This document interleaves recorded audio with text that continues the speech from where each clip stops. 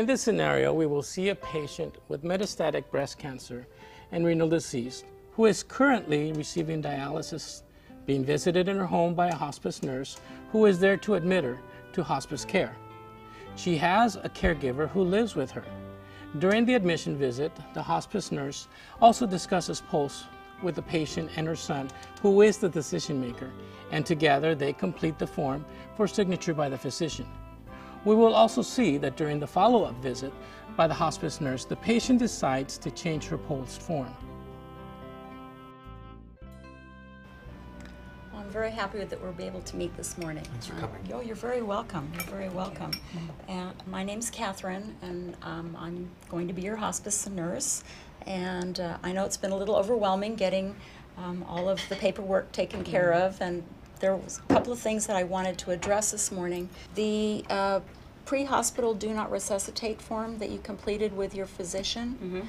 What we would like to do is translate that particular order onto what we call a physician's order for life-sustaining treatment. So you're very clear about your wishes about not attempting a resuscitation. Yes. And yes. you understand I her do. wishes about that. So on this particular document, we're going to mark, do not attempt resuscitation in the event of cardiopulmonary arrest, Yes. and allow a natural death to occur. Yes. Okay. Correct.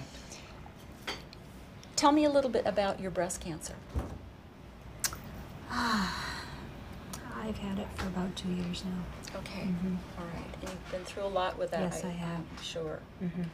And has your physician told you that there's any cure for that? There is not. Okay. So while our focus is to make sure that you're safe and comfortable, and we want to make sure that your symptoms are managed and that her needs are met, we also want to take into consideration that there are things that we can do also to help you continue keeping your life active. And I understand you're still on dialysis, which Yes. is wonderful, and it Yes. seems to be working well for you. It does. And 3 times a week you're going? 3 times a week. Great. And do you participate in taking I her? do. I try to take her as much as possible. Okay, good. So in this document here, what we're also going to document is that under the medical interventions, we're pursuing limited medical interventions, which does not preclude you from continuing dialysis. You know, while your diagnosis for hospice is the breast cancer, you can continue other medical interventions that give you quality of life. I mean, that's what this is all Yes. about, is enhancing your quality of life. So we're going to have you continue with the dialysis. And at one point in time, or some point in time, you may decide that the burdens of dialysis may be a little challenging for you. And that should be an open dialogue between you and your family, and certainly communicate with us on our hospice team. So on this document, what I'm going to need you to do, Sue, is since we've had you designate that you did not want cardiopulmonary resuscitation, and Yes. that we're focusing on limited interventions with continued dialysis Yes. for a period of time until you decide. I'm documenting here that we've discussed it with you and with your healthcare decision maker, and I understand your son is very much of an advocate for you. He is.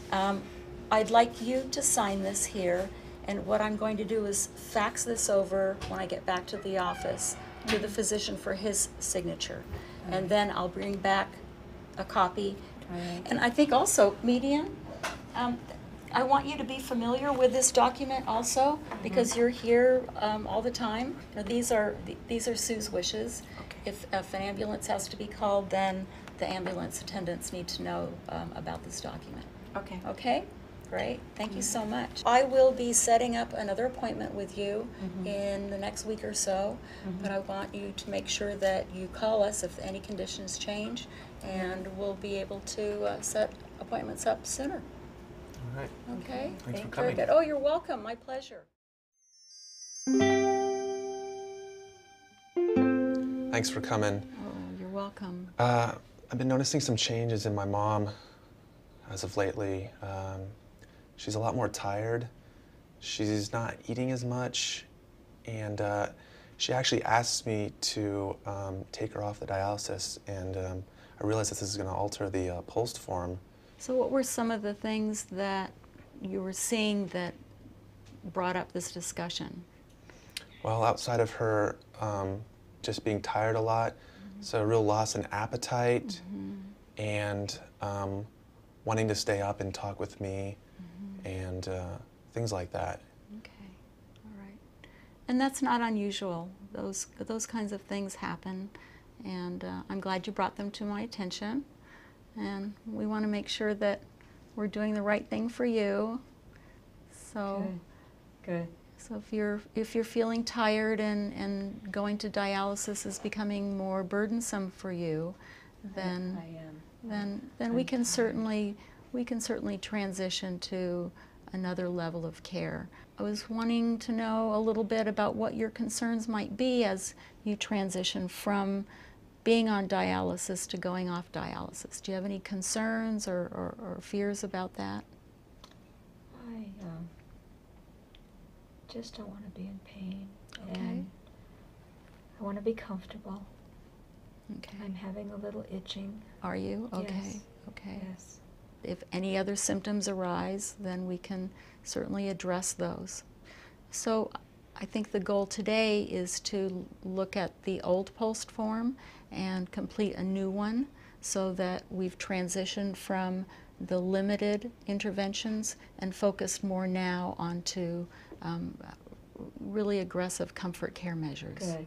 Okay?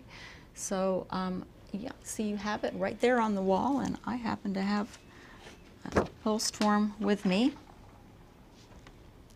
So what we'll do is change the POLST that we completed some time ago to continue to reflect that you do not want any attempts for resuscitation, allowing a natural death. Yes.